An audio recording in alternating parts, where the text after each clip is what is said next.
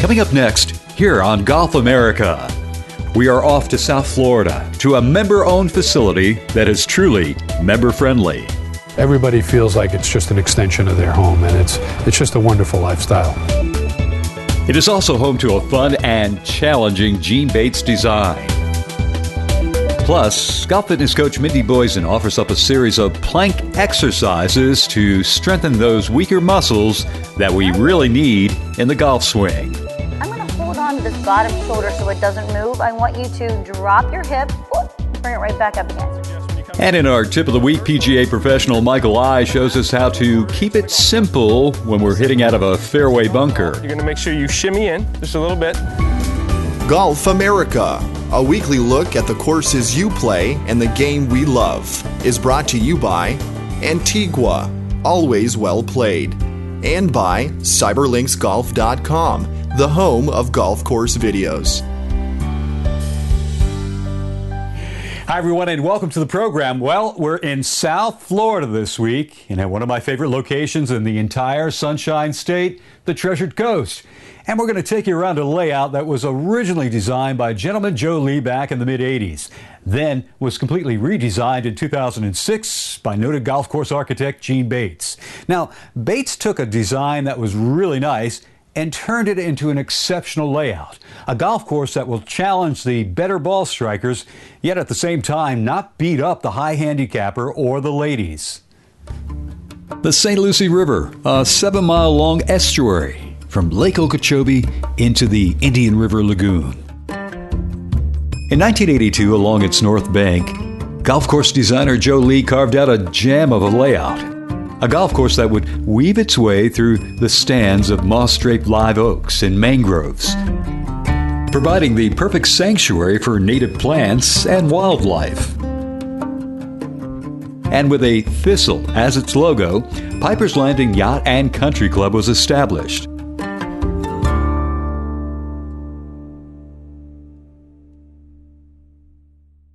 And while Joe Lee certainly created a wonderful course, in 2006, noted golf course architect Gene Bates was brought in to completely redesign the layout. And by 2007, Bates took what was then a very good design and created an exceptional one. A layout that can be both fun and challenging for all levels of players. The bunkers are placed in positions that are not so much target bunkers, but more penal bunkers. 16 of our 18 greens are elevated and well protected, so it's a shot maker's course. The low handicapper will find more than enough challenge in this par 72 layout, as it plays to just over 6,900 yards and features a course rating of 72.4 and a slope of 149. The forward ladies' tees play to 51.42 and feature a course rating of 71 and a slope of 133. Truly a fun layout to play. Starting with hole number 1, a par 4 that is moderate in length and features 2 greenside bunkers.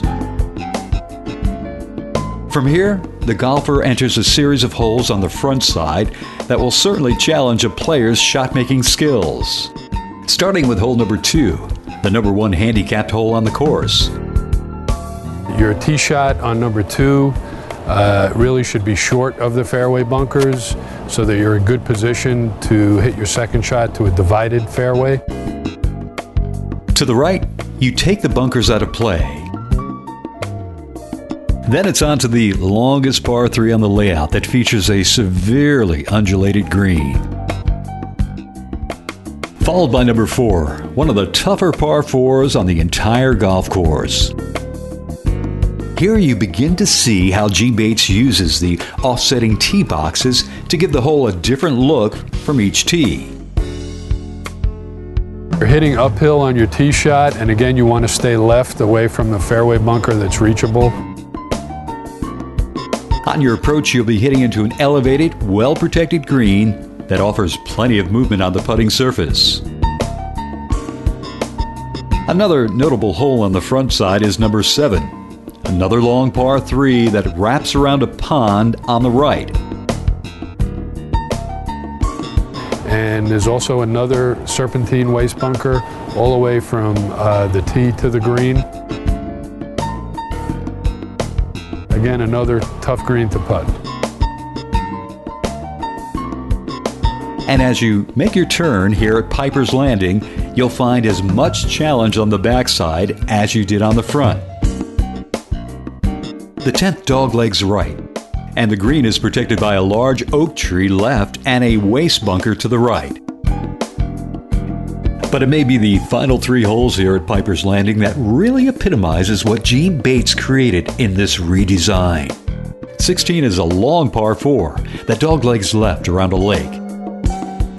Second shot into an elevated green protected by bunkers on the left, but really a beautiful hole. Followed by the shortest par 3 on the layout, number 17, where native grasses and a coquina waste bunker certainly come into play. And you finish on a par 4 that has a severe dogleg to the right. If you're a long hitter, you can try to cut off the dog leg on the right and put yourself in a position for a short iron in. At some 45 yards from front to back, 18 features the deepest green on the layout. So you really have to pay attention to the pin placement to know which iron to hit in. The G. Bates designed Piper's Landing. Exceptional golf along the St. Lucie River in Palm City, Florida. A member-friendly private club that offers unrivaled playing conditions year-round.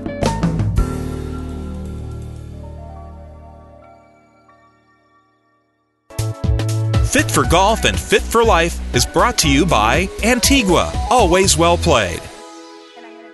Hi, I'm Mindy Boysen from Fit for Golf, Fit for Life. It's a beautiful day outside, but I don't feel like going out. I'm watching some golf on TV, but I still want to get my workout in. What can I possibly do? Well, in between the golf shots, there's that nice little commercial break, and that's when I take advantage of it, and I think you should too. So, you need nothing but your floor, hopefully a carpet or a mat of some sort, and I'm going to show you a plank. Now, I've shown you planks before, and planks are usually front and back, just like this, with a lot of maybe different movements going here. But I'm going to show you a side plank. Because we do a lot of things for the front, we do a lot of things for the back, but what's going on over here? These are our weaker muscles that we definitely need for our golf swing. So, let's start. Side plank, static side plank hold. I'm going to stack my feet just like this. I'm going to bring my elbow underneath, nice and strong. I'm going to push up using my strength of my underbelly or the side that's facing away from the ceiling, and I'm going to try to hold it. It's going to get a lot easier with time. 10 seconds, 30 seconds, perhaps even a minute, and then rest. Okay, once you feel comfortable with that, you move on to level 2. This is the hip drop. So you're going to hold it up. I'm going to hold on to this bottom shoulder so it doesn't move. I want you to drop your hip, bring it right back up again. Drop your hip, bring it right back up. This move, just the basic hip drop, is going to strengthen all of the muscles around the side of the spine to help prevent injury.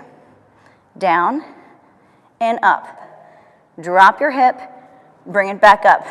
Make sure that this shoulder joint stays very, very still and it's not sliding out and in because you could cause a little bit of injury or bursitis or tendonitis to it, overuse. Third one, level 3. Back up, hold it, whoops. I'm going to put my top arm by my ear. I'm going to rotate my upper body down, try to touch the floor with my elbow, bring it back up. Down, touch the floor with my elbow, bring it back up. Notice how still and stable the rest of my body is. If you start feeling like you're losing the strength here and you're going to slide out, please stop before you do. Okay, I'm going to try to show you a couple on the other side. So, first of all, find your correct position, address, push up, hold. Okay, you're going to hold for approximately 10 seconds, maybe 30 seconds, maybe through the whole commercial break if you'd like to. Then, stabilize that bottom shoulder with your hand, and then drop your hip. Down and up, down and up, down and up, approximately 10 times. Hand comes up by your ear, rotate the entire rib cage, and back up. Try to touch the floor and back up. You don't have to rush through this. Down, and back up. Again, approximately 10 times. Okay, side plank series. Plank hold, hip drops, side plank with rotation. Check out this exercise and more on my website, fitforgolfusa.com. Fit for Golf and Fit for Life has been brought to you by Antigua, always well played. Our course of the week is the Piper's Landing Yacht and Country Club in Palm City, Florida, home to a wonderful Gene Bates redesign. Now, if you've ever played a Gene Bates golf course before, you'll notice on several holes throughout the layout, he'll have offsetting tees. For example, here at hole number 4, from the back black tees, he forces the better golfer to hit over a marsh area and to avoid trees just beyond that up the left-hand side, all in an effort to get your tee shot going left to give you the best approach into the green here at number 4. If you move up to the forward tees for the higher handicapper and the ladies, he reduces the difficulty of the tee shot, opens up the fairway, yet still places a fairway bunker up the right-hand side. All in all, a great par 4 on this Gene Bates design.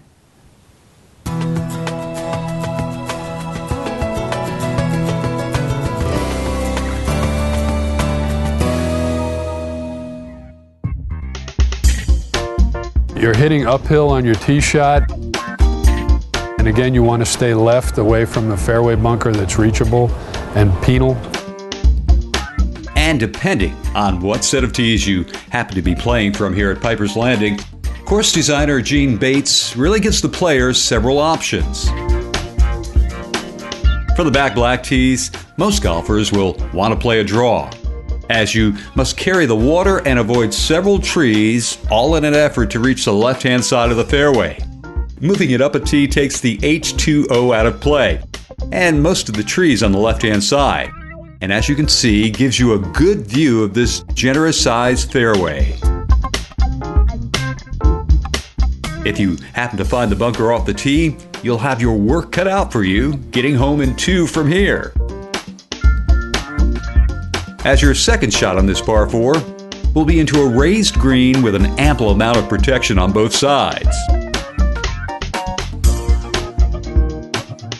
And as is the case throughout this entire Gene Bates design, you'll find plenty of movement on the putting surfaces, thus making each and every putt challenging.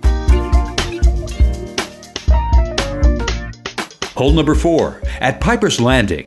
Not only the longest par 4 on the course, but also one of the toughest. Probably the toughest one on the front 9.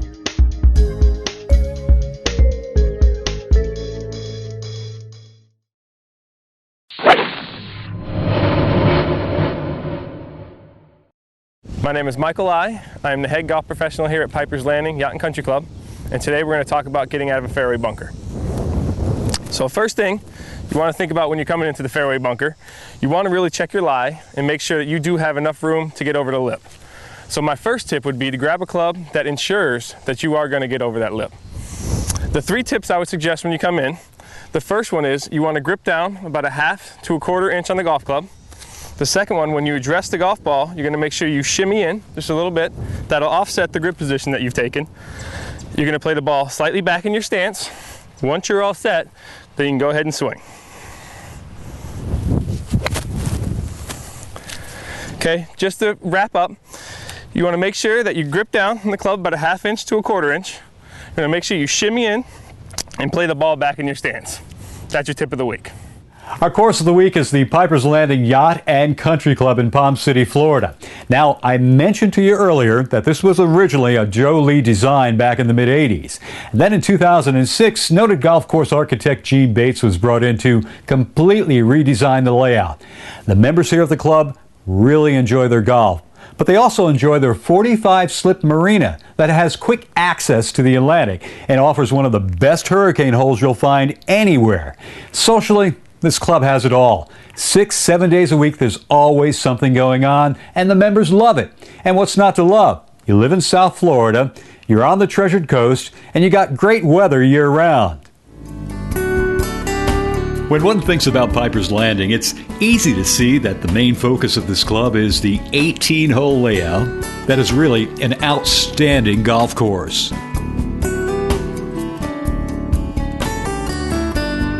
Originally designed by gentleman Joe Lee back in 1984, and then completely redesigned by Gene Bates in 2006. Yes, golf is certainly the focal point here at Piper's Landing. But what makes this private golf course community stand out from others is the 49-slip private marina. In fact, the marina here at Piper's Landing is known in the boating world as one of the safest hurricane holes you'll find anywhere up and down the East Coast. And we've had our share 5 or 6 years ago, so we know firsthand that it's well protected. For tennis buffs, Piper's Landing offers 5 Har-Tru tennis courts, one of which is lighted for night play. We have competitive leagues in both tennis and golf. Within the 28,000 square foot clubhouse, you'll find a warm and inviting atmosphere, where in-season social functions are more the norm than the exception. We have a full calendar of events, both social as well as sports. Also within the clubhouse, you'll find a well-appointed golf shop. And just steps away is a fully amenitized practice facility. Add it all up, and you have one of the best values in South Florida for those who seek not only excellent golf, but all the amenities one would expect in a private golf course setting. Everybody feels like it's just an extension of their home, and it's just a wonderful lifestyle.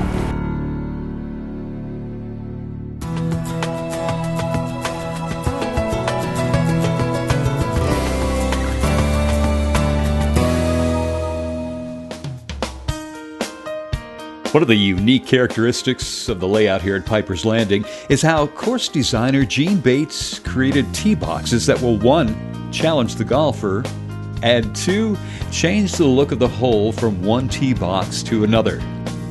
A perfect example is right here at hole number 16. Beautiful par 4, picturesque, very challenging from the back tees. Where distance and accuracy is certainly needed off the back tee in order to carry the lake, and at the same time leave you with a decent yardage for your approach into the green. Even from the blue and thistle tees, you'll still have to contend with the water, but there's a little bit more room for error from here on a golf hole that really requires 2 very good shots. Second shot into an elevated green protected by bunkers on the left. With the first one starting about 80 yards from the green. Then these 2 bunkers, with one about 20 yards off the green, and this one running the entire left-hand side of the putting surface. So it's safe to say anything to the right-hand side keeps you away from the sand. But it really a beautiful hole.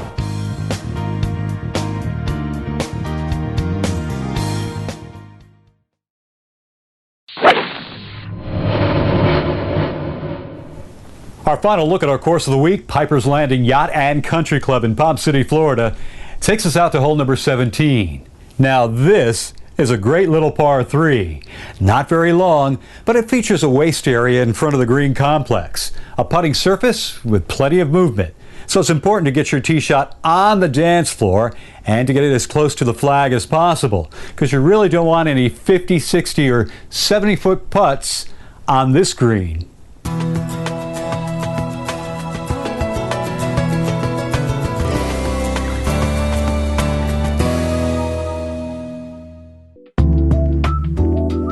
Number 17 is really one of the prettier holes on the course.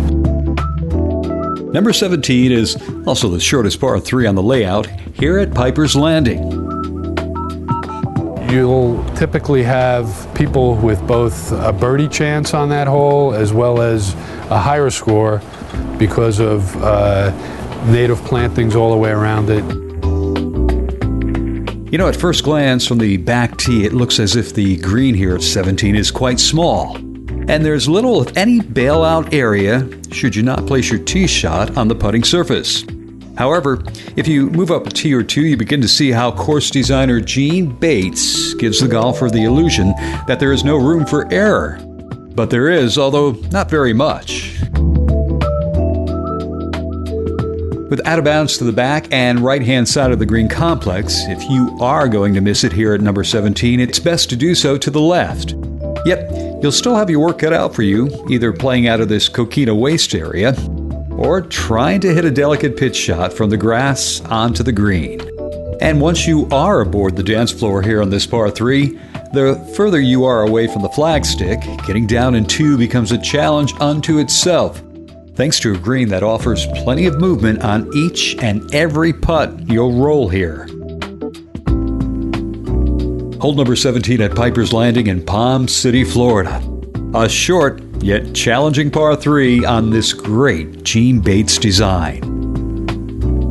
If you hit it a nice sharp shot on that hole, you have a shot at birdie. Just a great little par 3. In fact, every hole out here at Piper's Landing is fun and unique. Challenging for the better ball striker, but it's not going to beat up the higher handicapper or the ladies. Well, that's going to do it for this week's show. We do want to give special thanks to all the good folks here at Piper's Landing Yacht and Country Club in Palm City, Florida. A member-owned club that is certainly member-friendly. I'm Alan Hunter for all of us here at Golf America. Hit 'em long and straight, and we'll see you next time. Golf America, a weekly look at the courses you play and the game we love, has been brought to you by Antigua, always well played, and by cyberlinksgolf.com, the home of golf course videos.